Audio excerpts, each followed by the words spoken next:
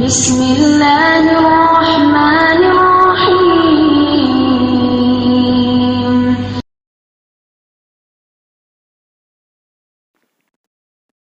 إن الحمد لله نحمده ونستعينه ونستغفره ونعوذ بالله من شرور أنفسنا ومن سيئات أعمالنا من يهده الله فلا مضل له ومن يضلله فلا هادي له وأشهد أن لا إله إلا الله وحده لا شريك له وأشهد أن محمدا عبده ورسوله أما بعد فإن خير الحديث كتاب الله وخير الهدي هدي محمد صلى الله عليه وسلم وشر الأمور محدثاتها وكل محدثة بدعة وكل بدعة ضلالة وكل ضلالة في النار فأعوذ بالله من الشيطان الرجيم بسم الله الرحمن الرحيم حسبنا اللہ ونعم الوکیل۔ تمام قسم کی تعریف، توصیف، حمد و ثنا، عظمت و کبریائی و بزرگی اس اللہ وحدہ لا شریک خالق کائنات مالک ارض و سما کے لیے لائق و زیبا ہیں، جو جسے چاہتا ہے اس کی حفاظت کرتا ہے، اور وہ اگر کسی کو برباد کرنا چاہیں تو پھر اس کی کوئی حفاظت نہیں کر سکتا۔ اس کے بعد درود و سلام ہو تمام انبیاء کرام پر، خصوصاً ہمارے اور آپ کے آخر رسول جناب محمد رسول اللہ صلی اللہ علیہ وسلم پر، جن کو اللہ تبارک و تعالیٰ نے ہمارے لیے ہادی اور مبشر بنا کر بھیجا۔ اللہم صلی علی محمد وعلی آل محمد کما صلیت علی ابراہیم وعلی آل ابراہیم انک حمید مجید۔ اللہم بارک علی محمد وعلی آل محمد کما بارکت علی ابراہیم وعلی آل ابراہیم انک حمید مجید۔ محترم حاضرین، آج کے اس جمعہ کے خطبے کا جو موضوع ہے وہ ہے اللہ ہماری حفاظت کب اور کیسے کرتا ہے۔ اس ٹاپک کے انتخاب کی وجہ یہ ہے کہ آج مسلمان دنیا بھر میں جہاں کہیں بھی رہ رہے ہیں وہاں پر انہیں ایک بے اطمینانی کی زندگی گزارنی پڑ رہی ہے، ایک انسیکیورٹی کے ساتھ وہ جیتے ہیں۔ انہیں یہ ڈر رہتا ہے کہ پتہ نہیں کب کون کیا کرے گا۔ اس بے اطمینانی کی زندگی میں اگر ہماری کوئی حفاظت کرنے والا ہے تو وہ اللہ تبارک و تعالیٰ ہے۔ تو آئیے اس خطبے میں آپ کے سامنے میں ان چند باتوں کو رکھنے کی، قرآن و حدیث سے رکھنے کی کوشش کروں گا کہ اللہ ہماری حفاظت کب اور کیسے کرتا ہے۔ میں خطبے کا آغاز ترمذی کی وہ حدیث سے کرنا چاہوں گا۔ حدیث کے راوی عبداللہ ابن عباس ہیں رضی اللہ عنہ۔ وہ کہتے ہیں کہ رسول اللہ صلی اللہ علیہ وسلم نے مجھ سے فرمایا، انی اعلمک بکلمات، کہ اے بچے میں تمہیں کچھ کلمات سکھاتا ہوں۔ رسول اللہ صلی اللہ علیہ وسلم نے فرمایا، احفظ اللہ یحفظک، تم اللہ کو یاد کرو، اللہ تمہاری حفاظت کرے گا۔ اور کیسے حفاظت کرے گا؟ تجدہ وتجاءک، تم اللہ کو یاد کریں گے تو اللہ تمہاری ایسے حفاظت کرے گا جس کا تم گمان بھی نہیں کر سکتے۔ اگر آپ ایسی جگہ پر ہوں جہاں پر دشمنوں نے آپ کو گھیر رکھا ہو، چاروں طرف آپ کو کوئی مدد کے لیے نظر نہیں آ رہا ہو، تب بھی اس وقت بھی ہم اگر اللہ کو پکاریں گے، احفظ اللہ، کہ اللہ تو میری حفاظت کر، یحفظک، تو اللہ تمہاری مدد کرے گا۔ اللہ کو ہمیں یاد کرنا ہوگا، پکارنا ہوگا، تو اللہ ہماری مدد کرے گا۔ اللہ مدد کیسے کرتا ہے؟ آئیے چند واقعات آپ کے سامنے رکھنے کی کوشش کرتا ہوں کہ اللہ جب حفاظت کرنے پہ آ جاتا ہے تو حفاظت کیسے کرتا ہے۔ آئیے ابراہیم علیہ السلام کو واقعے کو دیکھتے ہیں کہ ابراہیم علیہ السلام تنہا ہیں، کوئی ان کا مددگار نہیں، ملک کا بادشاہ ان کے خلاف ہے، پوری سلطنت ان کے خلاف ہیں، یہاں تک کہ خود ان کا باپ ان کے خلاف ہے۔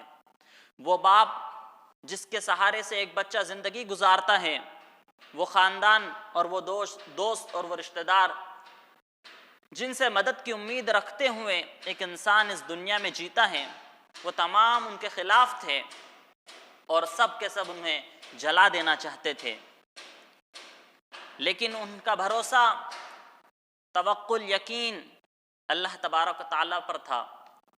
انہوں نے کہا حسبنا اللہ و نعم الوکیل، کہ اللہ بہترین حفاظت کرنے والا ہے۔ اللہ سے مدد طلب کی۔ اللہ تبارک و تعالیٰ نے بھی آگ کو حکم دے دیا، قلنا یا نار کونی بردا و سلاما علی ابراہیم، کہ اے آگ تو ٹھنڈی ہو جا۔ اللہ تبارک و تعالیٰ جب حفاظت کرنے پہ آ جائے تو اسے کوئی نقصان نہیں پہنچا سکتا۔ دنیا کی کتنی بڑی بڑی طاقتیں بھی مل جائے تو ہمارا کچھ نہیں بگاڑ سکتی۔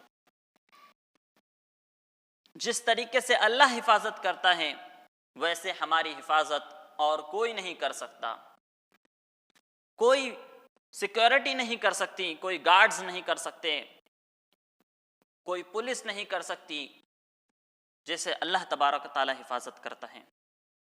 آئیے موسیٰ علیہ السلام کو دیکھتے ہیں کہ جب موسیٰ علیہ السلام کو اللہ تبارک و تعالیٰ نے حکم دیا اذهب الى فرعون انه طغى، کہ اے موسیٰ جاؤ فرعون کو دعوت دو۔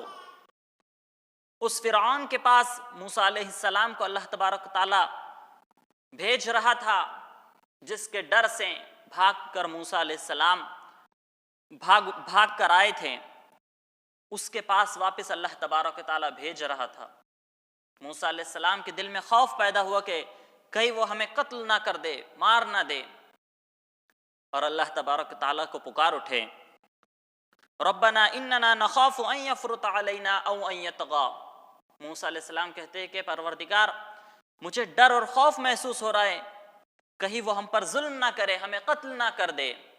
تو اللہ تبارک و تعالیٰ نے فرمایا لا تخافا اننی معکما اسمع و ارى، کہ تم فکر مت کرو، لا تخافا اننی معکما، میں تمہارے ساتھ ہوں، اسمع و ارى، تمہیں دیکھ رہا ہوں، تمہیں سن رہا ہوں۔ اللہ تبارک و تعالیٰ نے جب حفاظت کی ذمہ داری لی تو موسیٰ علیہ السلام کا اور ان کے بھائی ہارون علیہ السلام کا فرعون اور اس کے ریاست والے جتنے بھی ظالم لوگ جو ان کے دشمن تھے کچھ نہیں بگاڑ سکے۔ ان کا توکل، یقین، بھروسہ اللہ تبارک و تعالیٰ پر تھا۔ اللہ سے جب انہوں نے مدد طلب کی تو اللہ تبارک و تعالیٰ نے بھی ان کی حفاظت کی، اور ایسی حفاظت کی کہ جب ایک وقت ایسا آیا کہ وہ ایک ایسے مقام پر پہنچ گئے جہاں سامنے سمندر اور پیچھے فرعون کا لشکر ہے، تب ان کے ساتھیوں نے کہا کہ اے موسیٰ تم نے تو ہمیں مارنے کے راستے پر چھوڑ دیا ہے، سامنے سمندر ہے اور پیچھے فرعون ہمیں قتل کرنے کے لیے آ رہا ہے۔ تب بھی موسیٰ علیہ السلام کی حفاظت اللہ تبارک و تعالیٰ نے کی، احفظ اللہ یحفظک، جب اللہ کو ہم پکاریں گے تو اللہ ہماری حفاظت کرنے والا ہے۔ جہاں ہم سوچ نہیں سکتے، گمان نہیں کر سکتے، وہاں پر بھی اللہ تبارک و تعالیٰ حفاظت کرتا ہے، اور اللہ تبارک و تعالیٰ نے حفاظت کیا ہے۔ ہمیں بھی چاہیے کہ ہم اللہ تبارک و تعالیٰ سے مدد طلب کریں، اللہ تبارک و تعالیٰ کو یاد رکھے۔ اسی طریقے سے خالد بن ولید کا واقعہ آپ کے سامنے رکھتا ہوں۔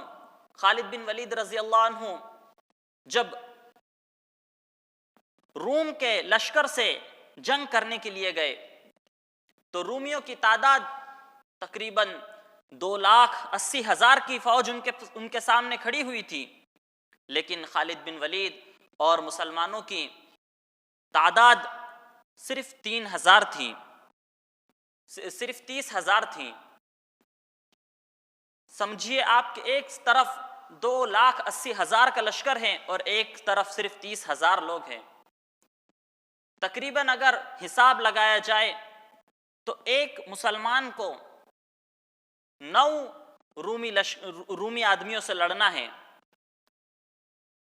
تب ان سے کسی نے کہا کہ اے خالد بن ولید، ہماری یہ چھوٹی سی جماعت اتنے بڑے لشکر کا کیا بگاڑ سکتی ہیں؟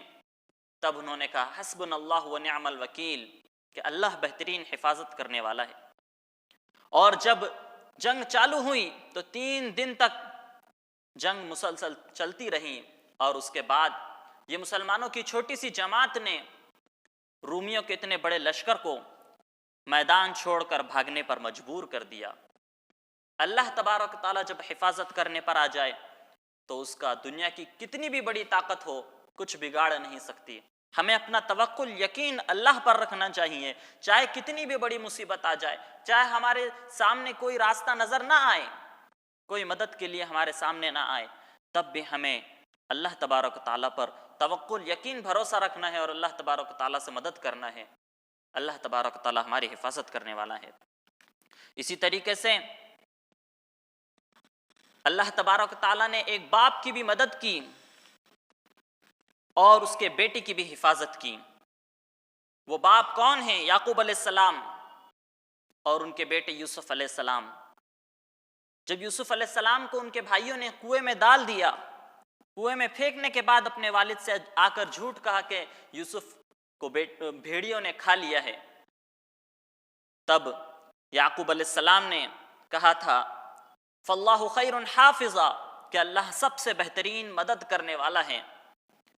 آپ دیکھیں گے کہ اللہ تبارک تعالیٰ نے یعقوب علیہ السلام کو بھی صحیح سالم رکھا، ان کی بھی حفاظت کی، اور وہاں پر یوسف علیہ السلام کی بھی اللہ تبارک تعالیٰ نے حفاظت کی، اور تقریباً 80 سال کے بعد دونوں کی ملاقات کرائی۔ اللہ تبارک تعالیٰ پر جب ہم بھروسہ یقین توکل رکھیں گے تو اللہ تبارک تعالیٰ ہماری حفاظت کرے گا۔ احفظ اللہ یحفظک۔ اسی طریقے سے موسیٰ علیہ السلام کو دیکھیے آپ کہ موسیٰ علیہ السلام اور خضر علیہ السلام کا جب ہم واقعہ پڑھتے ہیں تو ان دونوں نے ایک بستی کی طرف سفر کیا اور اس بستی والوں نے ان کی کوئی مدد نہیں کی، لیکن پھر بھی خضر علیہ السلام نے اس بستی کے گھر کی ایک دیوار جب گر رہی تھی تو اس کو سہارا دے کر اس دیوار کو سیدھا کر دیا۔ موسیٰ علیہ السلام پوچھتے ہیں کہ ان لوگوں کی تم مدد کیوں کر رہے ہو جبکہ انہوں نے ہماری کوئی مدد نہیں کی، ہمیں کچھ کھانے کے لیے نہیں دیا؟ تب خضر علیہ السلام بتاتے ہیں کہ اس دیوار کے نیچے ایک آدمی کا خزانہ دفن ہے اور وہ نیک شخص تھا،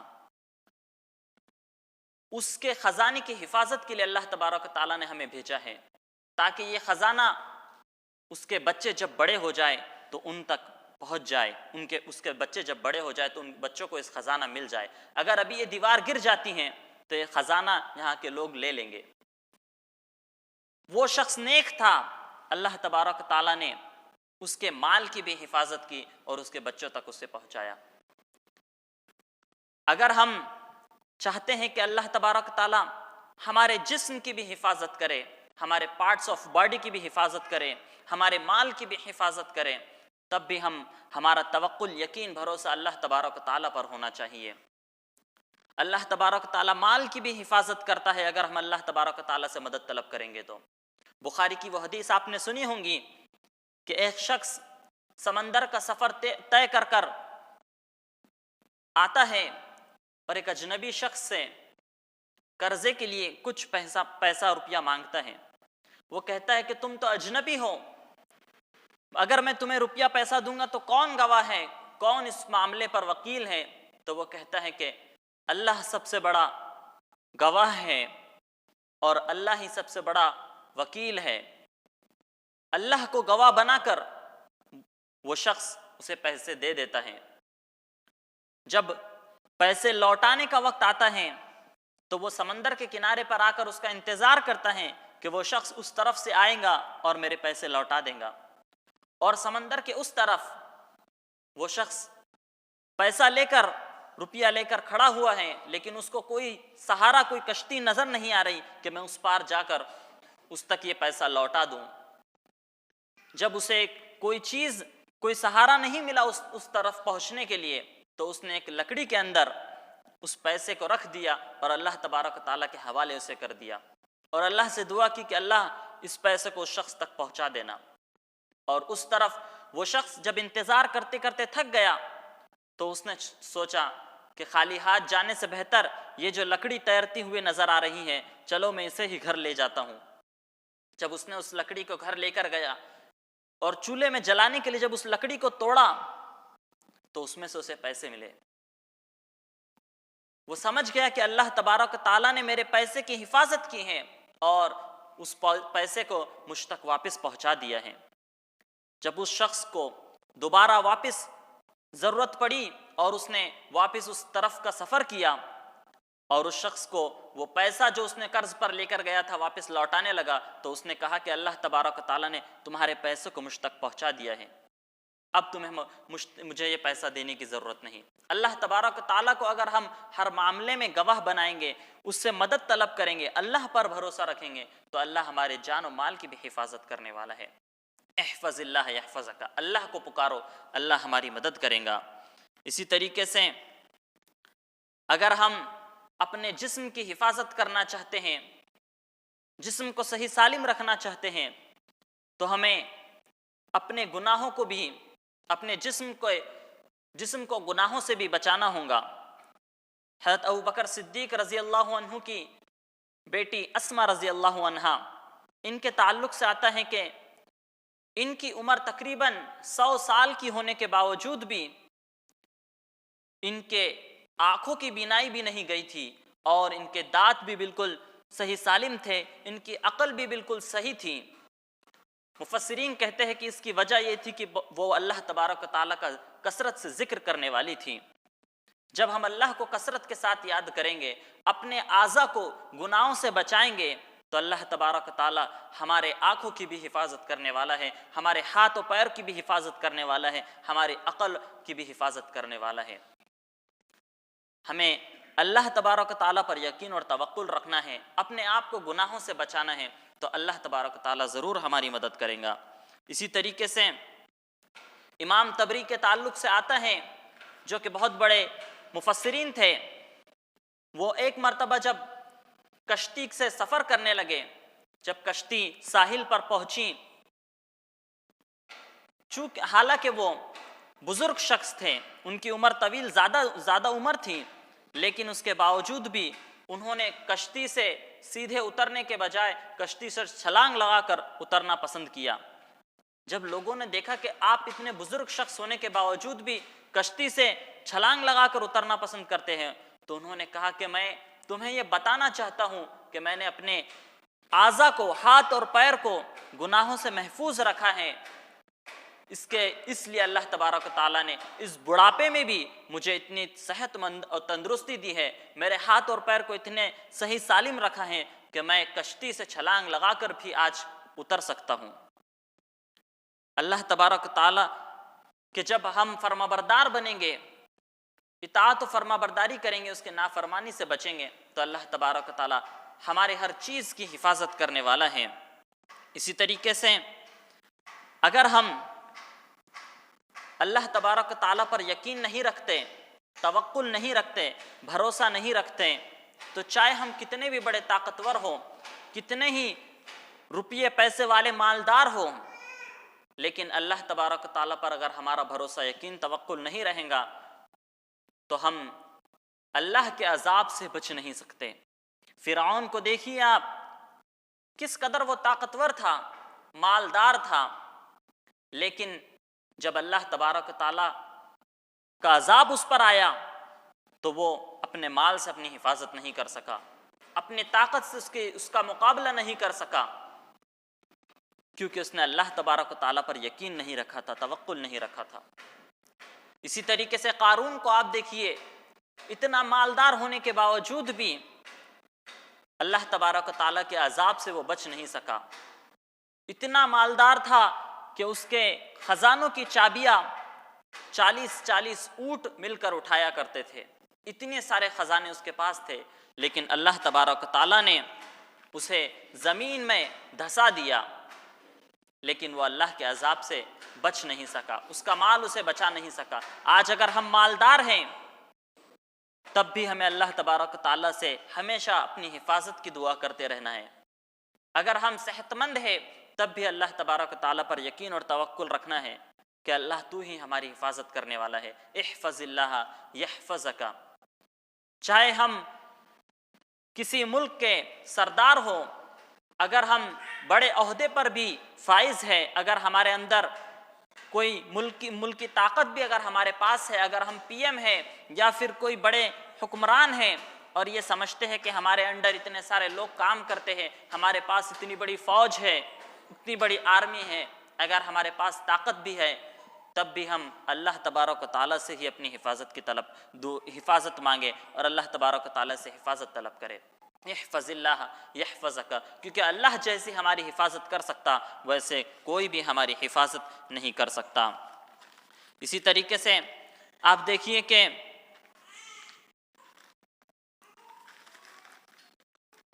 اللہ تبارک و تعالیٰ ہماری حفاظت کب کریں گا؟ کب اللہ تبارک و تعالیٰ ہماری حفاظت کریں گا؟ جب ہم اللہ تبارک و تعالیٰ کے متقی اور پرہیزگار بنیں گے، اللہ تبارک و تعالیٰ کا تقوی اپنے اندر اختیار کریں گے، اللہ تبارک و تعالیٰ سے ڈر اختیار کریں گے۔ اور یہ ڈر، یہ تقوی کب ہمارے اندر پیدا ہوگا؟ جب ہم اللہ تبارک و تعالیٰ کے فرائض کی پابندی کریں گے، نماز کی پابندی کریں گے، روزے اور حج اور زکوٰۃ کی پابندی کریں گے، تو ہمارے اندر تقوی پیدا ہوگا۔ اور یہ تقوی کی وجہ سے اللہ تبارک و تعالیٰ ہماری حفاظت کریں گا۔ اسی طریقے سے ہمیں اپنے گناہوں سے بچیں گے تب بھی اللہ تبارک و تعالیٰ ہماری حفاظت کریں گا۔ اور ہم اپنے اندر تقوی کیسے پیدا کریں؟ نماز کی پابندی کر کے، نماز کی ویسے پابندی کرے جیسا اس کے ادا کرنے کا حق ہے، وقت کے ساتھ جماعت کے ساتھ ہم نماز کی ادائیگی کریں، اور خشوع اور خضوع کے ساتھ جب ہم نماز کی ادائیگی کریں گے، اللہ کے فرامین کی ادائیگی کریں گے تو اللہ تبارک و تعالیٰ ہماری حفاظت کریں گا۔ اللہ کا وعدہ ہے کہ ہم اللہ کو پکاریں گے، احفظ اللہ یحفظک، تو اللہ ہماری حفاظت کریں گا۔ اسی طریقے سے اللہ کے رسول صلی اللہ علیہ وسلم نے فرمایا کہ اس بات کو ہم جان لیں کہ اللہ تبارک و تعالیٰ جب ہماری حفاظت کرنا چاہیں تو دنیا کی کوئی طاقت بھی مل کر ہمیں ہمارا کوئی نقصان نہیں پہنچا سکتی، اور اگر اللہ ہمارا کوئی نقصان پہنچانا چاہے، ہمیں کوئی تکلیف دینا چاہے، تو دنیا کی کوئی طاقت بھی مل کر ہماری حفاظت نہیں کر سکتی۔ اللہ تبارک و تعالیٰ سے انہی چند باتوں پہ دعا ہے کہ اللہ تبارک و تعالیٰ تو ہی ہمارا محافظ ہے، ہر حال میں تو ہماری حفاظت فرما، ہمارے جسم کی حفاظت فرما، ہمارے ملک کی حفاظت فرما، ہمارے مال کی حفاظت فرما۔ الہ العالمین جو ہم میں بیمار ہیں انہیں شفائے کاملہ عاجلہ عطا فرما، جن پہ ظلم ستم و زیادتی ہو رہی ہے ان کے ظلم سے انہیں نجات عطا فرما، ان کی تو حفاظت عطا فرما۔ ہم گنہگار ہیں الہ العالمین، ہمارے گناہوں کو معاف فرما، ہم خطا کار ہیں ہمارے خطاؤں کو معاف فرما، ہم میں جو بے روزگار ہیں ان کے روزی کا ذریعہ عطا فرما، جو مالدار ہیں ان کے مال کی تو حفاظت فرما۔ الہ العالمین جب تک ہمیں زندہ رکھنا ایمان ہی پر ہمیں زندہ رکھنا، اور جب ہمارا خاتمہ ہو تو ایمان ہی پر ہمارا خاتمہ ہو۔ اس حال میں اس دنیا سے تو ہمیں اٹھانا کہ تو ہم سے راضی ہو چکا ہو، خوش ہو چکا ہو، اور ہمارے نعم اعمال سے ہمارے تمام گناہ خطا اور معصیت کو معاف فرما چکا ہو۔ آمین وآخر دعوانا ان الحمد للہ رب العالمین۔